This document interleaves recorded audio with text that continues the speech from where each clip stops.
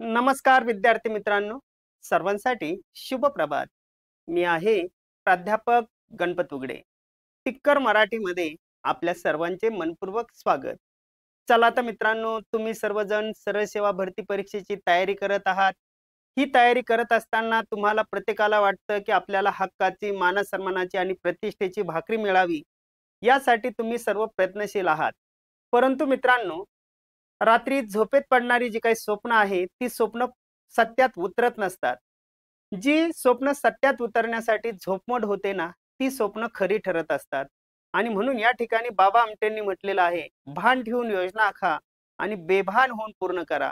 मग तुम्हाला जर तुमच्या ध्येयापर्यंत पोहोचायचं असेल तर अभ्यासाशिवाय दुसरा पर्याय नाही.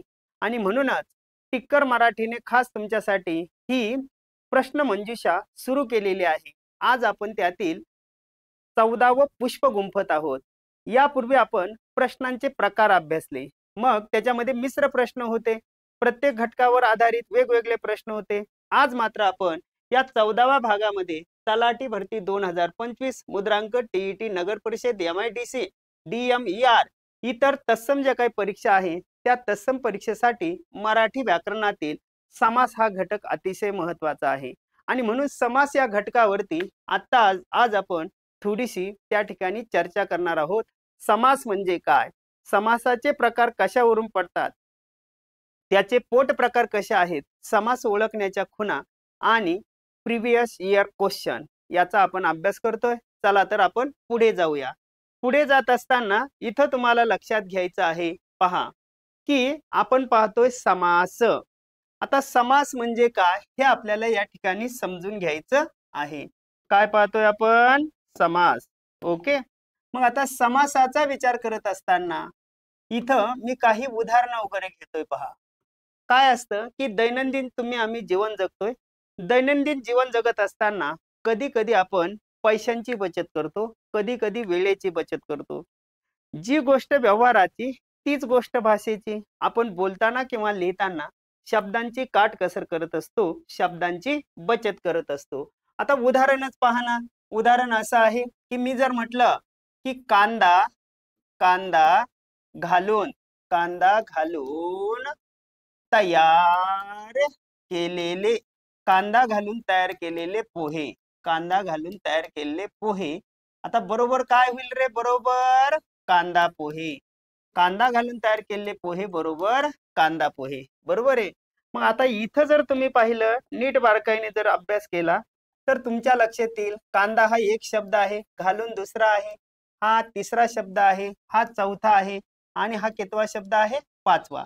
मग या पाचही शब्दांचं आपण एकत्रीकरण केलं आणि एकच एक जोड शब्द तयार केला, कांदा पोहे. आणि म्हणून काय इथं तुम्हाला लक्षात घ्यायचं आहे, शब्दांच्या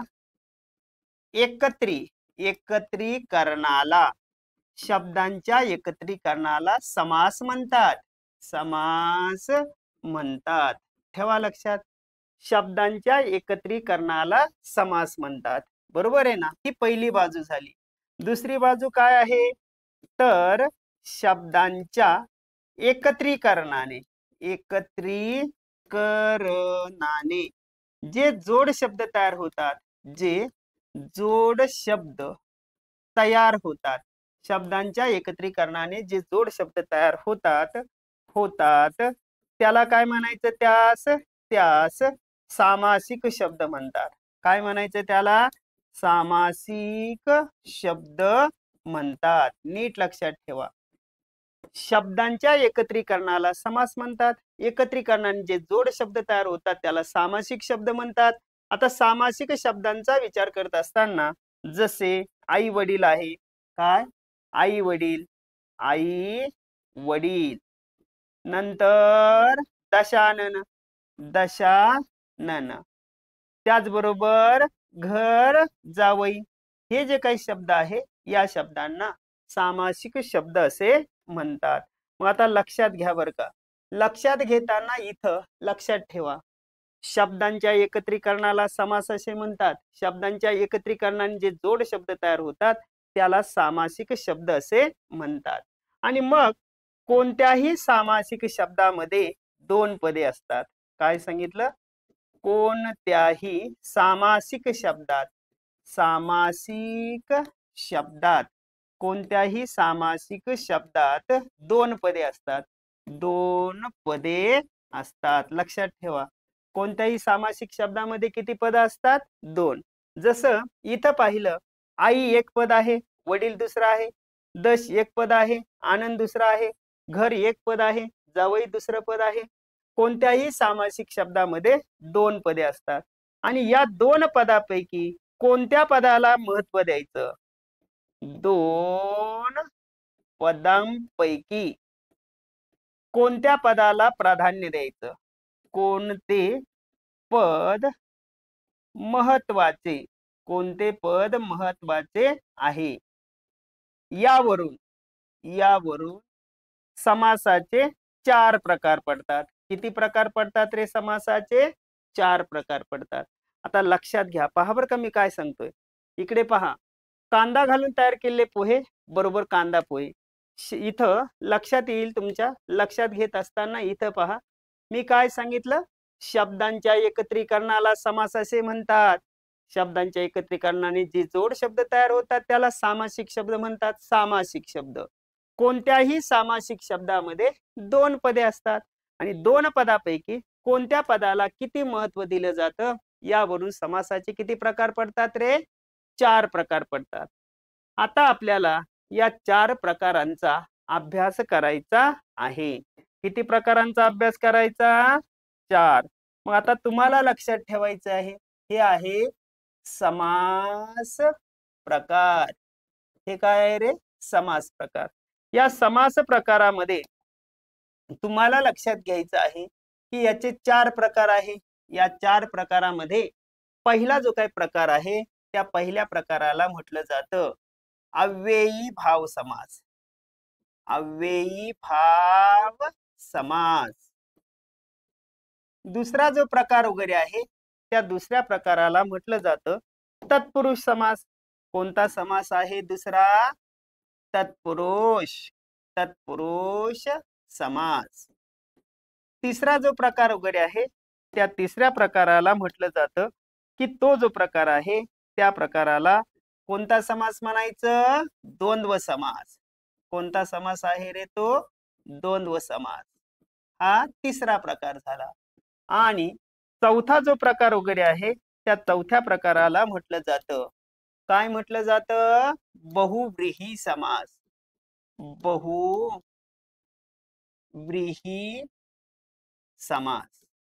अशा पद्धतीने समासाचे किती प्रकार पडतात? चार.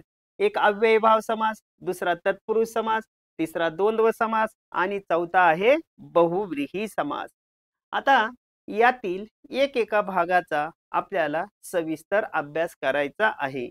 एका भागाचा सविस्तर अभ्यास करत असताना मित्रांनो आता आपण समजून घेणार आहोत. काय समजून घ्यायचंय? पहा, समजून घेणार आहोत या ठिकाणी अव्ययीभाव समास म्हणजे काय. बरोबर आहे ना?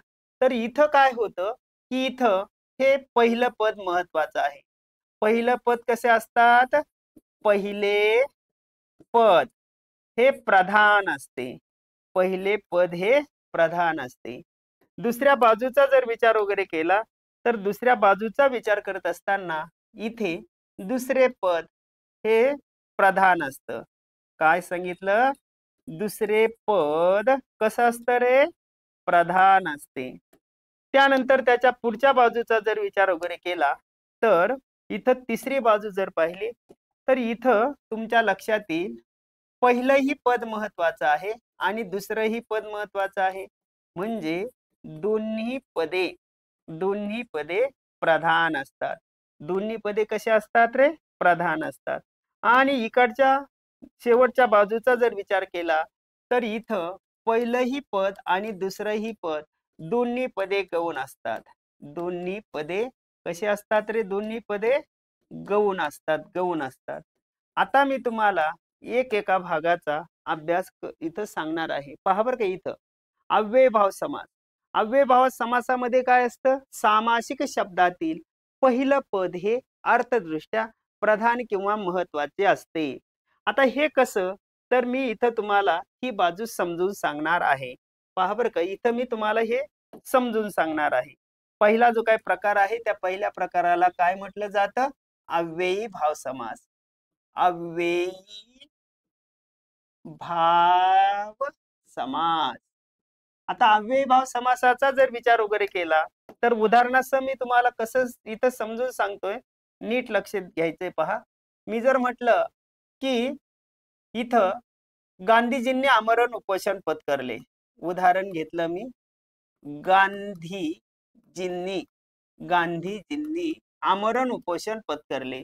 आमरण उपोषण उपोषण पत्करले पत्करले गांधीजींनी आमरण उपोषण पत्करले. आमरण का मतलब क्या होता है? आमरण याचा अर्थ मरेपर्यंत. ये पा आमरण, आमरण, आमरण याचा अर्थ मरेपर्यंत, मरेपर्यंत. ओके. इथं जर पाहिलं तर या ठिकाणी आ हे पहिले पद आहे आणि मरण हे दुसरे पद आहे. पण गांधीजींनी मरण उपोषण पत्करलं हे चुकीचा अर्थ होतो. कसं मरण पत्करलं रे? आमरण. आमरण याचा अर्थ मरेपर्यंत. आमरण म्हणजे कसं रे? मरेपर्यंत. म्हणजे इथं पहिलं पद महत्वाचं आहे. दुसरं, वर्गात गैरहजर विद्यार्थ्यांना शिक्षा होते. कोणाला शिक्षा होते रे? गैरहजर. आता हे गैर हे पहिलं पद आहे आणि हजर हे दुसरं पद आहे. वाचा बरं, वर्गात हजर विद्यार्थ्यांना शिक्षा होते, चुकीचा अर्थ होतो. कोणाला शिक्षा होते रे? गैरहजर विद्यार्थ्यांना शिक्षा होते. म्हणजे इथं तुमच्या लक्षात येते की सामासिक हा जो काही सामासिक शब्द आहे इथं गैर हे पहिलं पद आहे. बरोबर आहे ना? मग आता लक्षात घ्या की इथं बरीच उदाहरणं तुम्हाला देता येतील. आता बरीच उदाहरणं म्हणजे कोणती? उदाहरणार्थ पहा बरं का, मी जर म्हटलं इथं शब्द वापरला, शब्द काय वापरला? शब्द वापरला यथाशक्ती.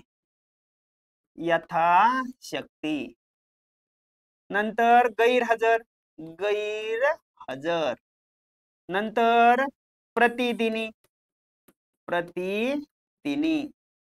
गावोगावी, गावोगावी, गावोगावी. आता यथाशक्ति का मतलब क्या होता है? कुवती प्रमाणे, ऐपती प्रमाणे. गैरहजर, हजर नसलेला. प्रतिदिनी, प्रत्येक दिवशी. गावोगावी, प्रत्येक गावी. बरोबर आहे ना? गावोगावी, प्रत्येक गावी.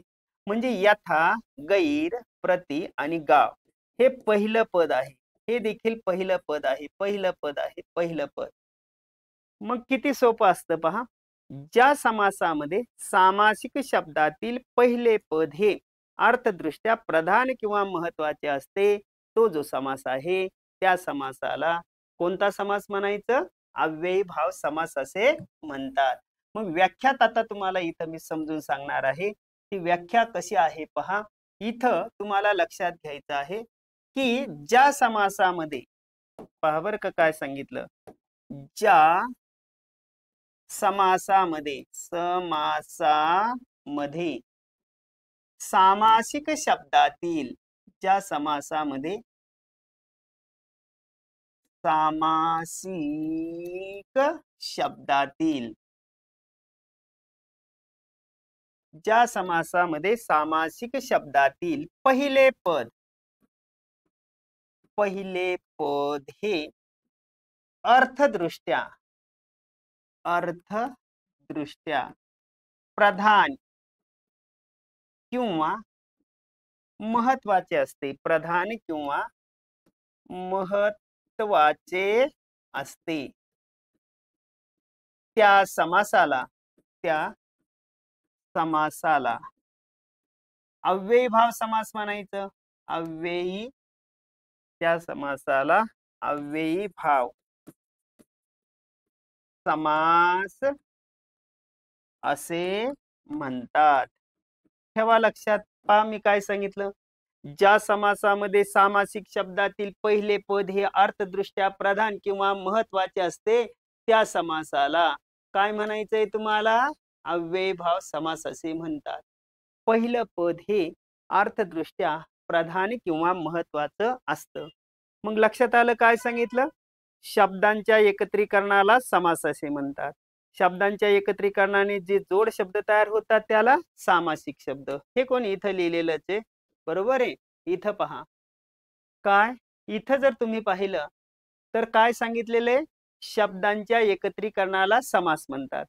शब्दांच्या एकत्रीकरणांचे जोड शब्द तयार होतात त्यास सामासिक शब्द म्हणतात. कोणत्याही सामासिक शब्दामध्ये दोन पदे असतात. दोन पदापैकी कोणत्या पदाला किती महत्व दिलं जातं यावरून समासाचे चार प्रकार पडतात. पहिलं पद अर्थदृष्ट्या प्रधान किंवा महत्वाचं असेल, अव्ययीभाव समास. बरोबर आहे ना. आणि मग अव्ययीभाव समासाची ही आपण काय पाहिली, लक्षणे पाहिली, की ज्या समासामध्ये सामासिक शब्दातील पहिले पद हे अर्थदृष्ट्या प्रधान किंवा महत्वाचे असते त्या समासाला अव्ययीभाव समास असं म्हणतात. तर प्रतिदिनी हे काय करतं, क्रिया विशेषणाचं काम करतं. इथं मात्र तुम्हाला लक्षात घ्यायचे, परीक्षेला असा प्रश्न विचारला जातो, कोणत्या समासामध्ये क्रिया विशेषणाचे कार्य साध्य केले जाते. इथं क्रिया विशेषण, क्रिया विशेषणाचे विशेषणाचे कार्य साधले जाते, कार्य केले जाते. जसं प्रतिदिनी, प्रत्येक दिवशी, यथाशक्ती, कुवतीप्रमाणे किंवा ऐपतीप्रमाणे. मग आता याचे पोट प्रकार वगैरे आहेत, पण त्या पोट प्रकाराचा विचार करत असताना मग हा जो काही अव्ययीभाव समास आहे, या अव्ययीभाव समासाच्या संदर्भात विचार करत असताना पुढचा भाग आपण इथं अभ्यासणार आहोत. आता पुढचा भाग अभ्यासत असताना इथं पहा बरं का, अव्ययीभाव समास,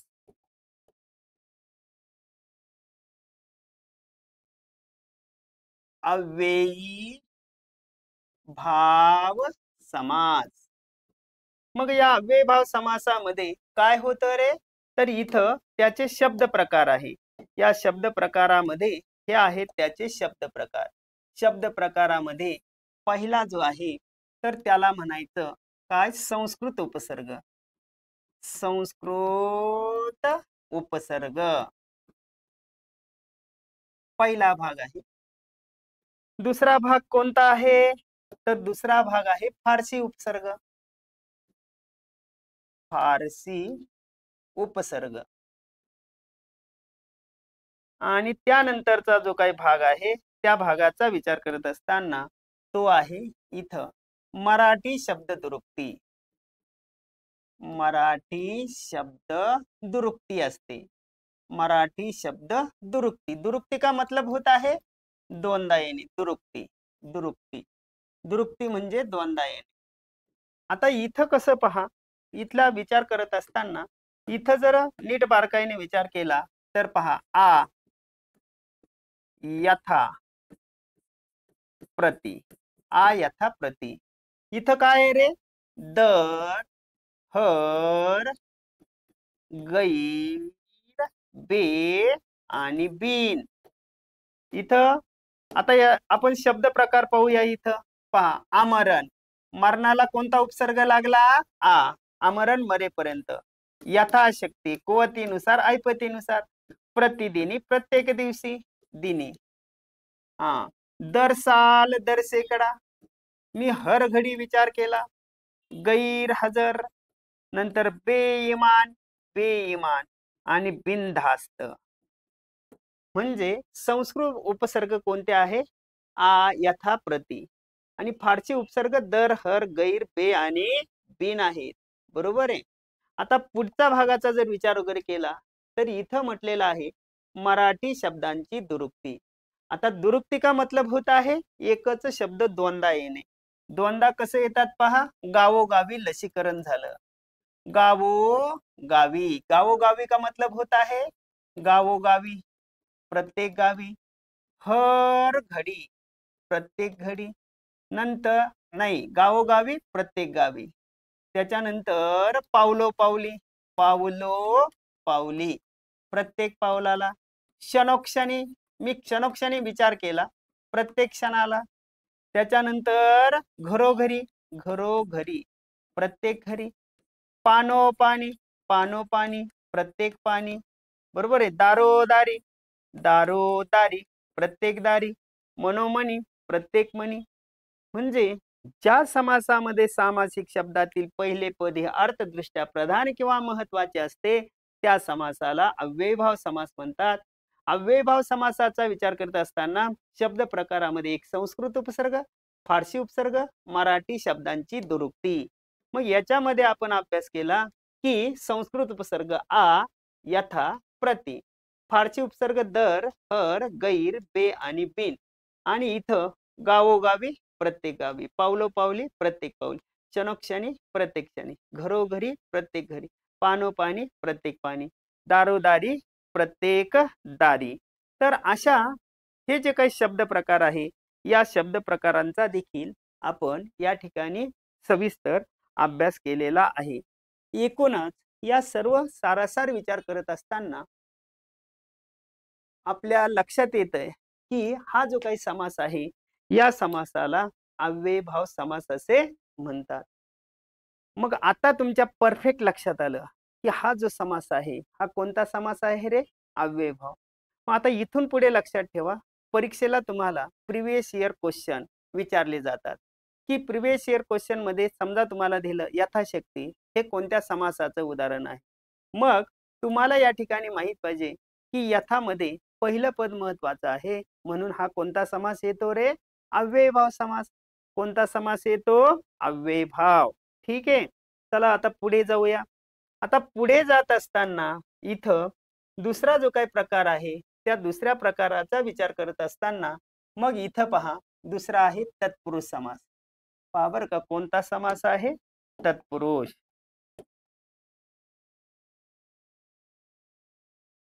तत्पुरुष समास. आता तत्पुरुष समासामध्ये काय होतं की सामासिक हा दुसरा प्रकार आहे. आता मी जर म्हटलं माझ्या आईने घर जावई केला, माझ्या आईने काय केला रे? उदाहरण घेतलं, माझ्या आईने, माझ्या आईने, आईने घर जावई केला, घर जावई केला. आता माझ्या आईने घर जावई केला म्हणजे तिच्या पोरीचं लग्न केलं, बरोबर आहे? तिच्या पोरीचं काय केलं रे? लग्न केलं. घर जावई, घर जावई म्हणजे घरातला जावई. मग हे कोणतं पद आहे रे? या ठिकाणी हे पहिलं पद आहे, हे दुसरं पद आहे.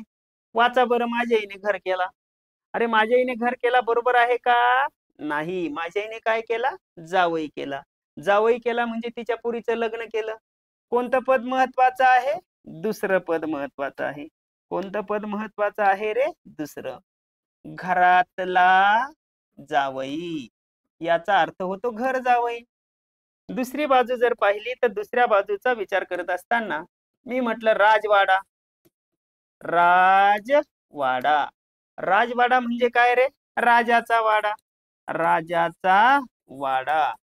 सकाळी आम्ही राजवाड्यावर गेलो होतो, सकाळी आम्ही राजवाड्यावर गेलो होतो, याचा अर्थ राजाचा वाडा, राजवाडा. म्हणजे हे पहिलं पद आहे आणि हे दुसरं पद आहे. वाचा बरं, सकाळी आम्ही राजवर गेलो होतो, चुकीचा अर्थ होतो. सकाळी आम्ही कुठे गेलो होतो? वाड्यावर. बाई वाड्यावर या. म्हणजे कोणतं पद महत्वाचं आहे रे? दुसरं पद महत्वाचं आहे. मग ज्या समासामध्ये सामासिक शब्दातील दुसरे पद हे अर्थदृष्ट्या प्रधान किंवा महत्वाचे असते, त्या समासाला कोणता समास म्हणायचं रे? तत्पुरुष समास. आता मी इथं व्याख्या दाखवतो, व्याख्या लिहितो हा, म्हणजे तुम्हाला परफेक्ट लक्षात येईल.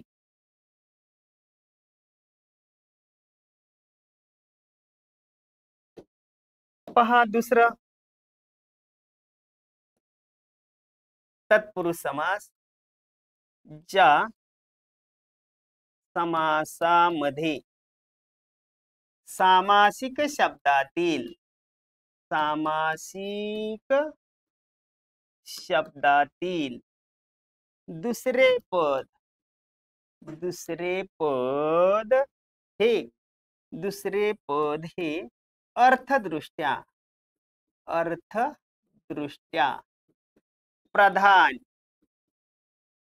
किंवा महत्वाचे असते, प्रधान किंवा महत्वाचे असते, त्या समासाला, त्या समासाला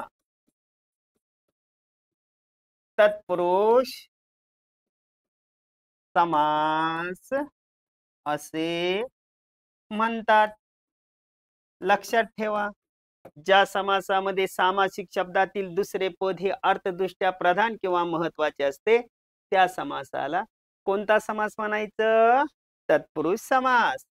काल आम्ही पंचवटीत दर्शनाला गेलो होतो. कुठे गेले होते तुम्ही? पंचवटी. पंचवटी 5 वडांचा समूह. मी जर म्हटलं कमल नयन, कमल नयन, कमलासारखे नयन, तोंडपाठ, तोंडाने पाठ, बरोबर आहे ना, शेतकरी, अग्रेसर, अग्रेसर, हे जे काही आहे ही सर्व तत्पुरुष समासाची उदाहरणं आहेत. मग पहिला आपण अव्ययभाव समास. अव्ययभावामध्ये पहिलं पद महत्वाचं असतं. तत्पुरुष मध्ये काय असतं रे? दुसरं पद महत्वाचं असतं. अव्ययभावाचे पोट प्रकार पडत नाही, फक्त शब्द प्रकार पाहिले. शब्द प्रकारामध्ये तुम्हाला सांगितलं कोणते? संस्कृत उपसर्ग, फारसी उपसर्ग, मराठी शब्दांची दुरुक्ती. आणि आता आपण विचार केला की ज्या समासामध्ये सामासिक शब्दातील दुसरे पद हे अर्थदृष्ट्या प्रधान किंवा महत्वाचे असते त्या समासाला तत्पुरुष समास असे म्हणतात. ठेवा लक्षात. काही शंका असल्यास तुम्ही मला विचारू शकता.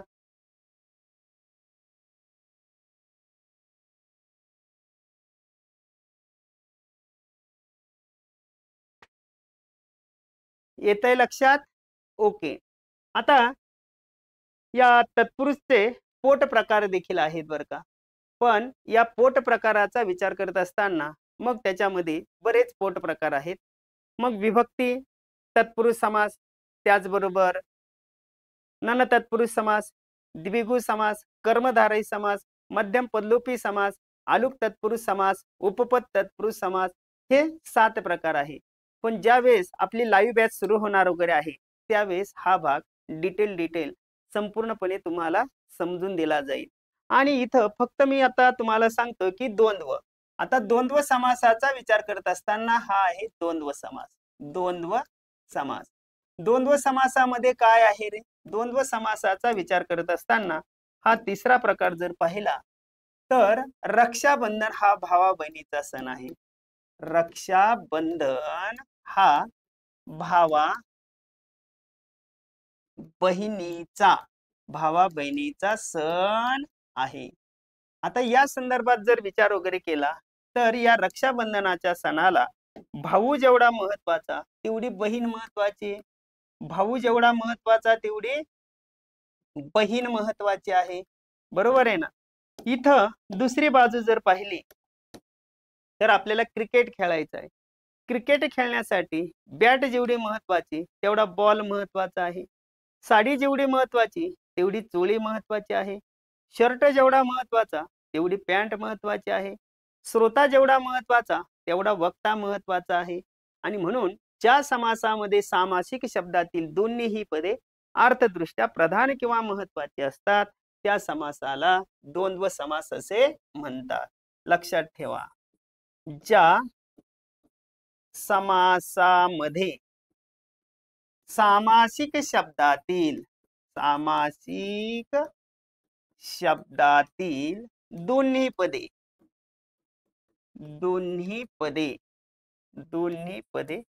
अर्थदृष्ट्या प्रधान किंवा महत्वाची असतात. प्रधान किंवा महत्वाची असतात त्या समासाला कोणता समास म्हणायचं रे? त्या समासाला द्वंद्व समास म्हणतात. ठेवा लक्षात. ज्या समासामध्ये सामासिक शब्दातील दोन्हीही पदे अर्थदृष्ट्या प्रधान किंवा महत्वाची असतात त्या समासाला द्वंद्व समास असे म्हणतात.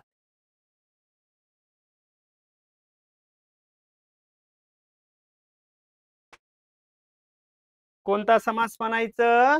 द्वंद्व. आणि लास्ट एक सांगून टाकतो तुम्हाला, तो आहे बहुव्रीही समास. आता बहुव्रीही हा चौथा प्रकार आहे बरं का.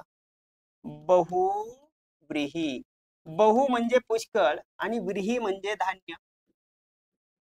अव्ययीभाव समासामध्ये पहिलं पद महत्वाचं असतं, तत्पुरुष मध्ये दुसरं पद महत्वाचं असतं, द्वंद्व मध्ये दोन्ही पदे महत्वाची असतात, बहुव्रीही मध्ये दोन्ही पदाला महत्व नसून तिसरंच पद महत्वाचं असतं, दशानन. आता दशानन का मतलब क्या होता है? दश म्हणजे 10 आणि आनन म्हणजे काय रे? आनन का मतलब होता है तोंड. मग कसं होईल? 10 आहेत तोंडे, ज्याला असा तो. असा तो कोण आहे रे? रावण. 10 आहेत तोंडे ज्याला असा तो रावण. लक्ष्मीकांत, लक्ष्मी आहे कांता ज्याचे असा तो लक्ष्मीकांत म्हणजे विष्णू. गजानन, गजाचे आनन आहे ज्याला असा तो गजानन. म्हणजे इथं जर तुम्ही पाहिलं तर बारकाईने विचार केला तर याही पदाला महत्व नाही, याही पदाला महत्व नाही, दोन्हीही पदे गौण आहेत आणि तिसऱ्या पदाचा बोध झाला रावण. तिसऱ्या पदाचा बोध काय झाला रे? रावणाचा बोध झालेला आहे. येतंय लक्षात? आणि म्हणून इथं जर पाहिलं तिसऱ्या पदाचा बोध झालाय रावण. मग ज्या समासामध्ये सामासिक शब्दातील दोन्हीही पदाला महत्व नसून तिसऱ्याच पदाचा बोध होतो त्या समासाला अव्ययीभाव समास असे म्हणतात. ठेवा लक्षात. पहा मी काय सांगितलं. तर मी सांगितलं असं,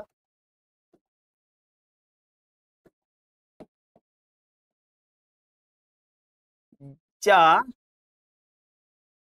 समासामध्ये सामासिक शब्दातील दोन्हीही पदाला महत्व नसून दोन्ही पदाला महत्व नसून दोन्हीही पदाला महत्व नसून तिसऱ्याच पदाचा बोध होतो. तिसऱ्या पदाचा बोध होतो त्या समासाला बहुव्रीही समास म्हणतात. बहुव्रीही समास म्हणतात. ठेवा लक्षात. ज्या समासामध्ये सामासिक शब्दातील दोन्हीही पदे गौण असतात, दोन्ही पदाला महत्व नसून दोन्ही पदावरून तिसऱ्याच पदाचा बोध होतो त्या समासाला बहुव्रीही समास असे म्हणतात. ठीक आहे. तर मित्रांनो, अशा पद्धतीने या ठिकाणी आज आपण समास म्हणजे काय आणि समासाचे जे काही प्रकार वगैरे आहेत ते प्रकार कशावरून पडतात तर या संदर्भातील समासाची प्राथमिक स्वरूपामध्ये ओळख करून घेतली. ज्यावेळेस तुम्ही लाईव्ह बॅचला याल त्यावेळेस तुम्हाला डिटेल अगदी ए टू झेड सर्व समास, त्याचे प्रकार, संपूर्णच मराठी व्याकरण शिकवलं जाईल. चला तर आज आपण या ठिकाणी थांबतोय. आजचा व्हिडिओ जर तुम्हाला आवडला असेल तर जरूर लाईक करा, शेअर करा, बेल आयकॉनला प्रेस करा. पुन्हा भेटूया पुढील भागामध्ये असेच नवनवीन घटक किंवा प्रश्नांचे प्रकार घेऊन. तोपर्यंत नमस्कार, धन्यवाद, happy thoughts, take care, thank you.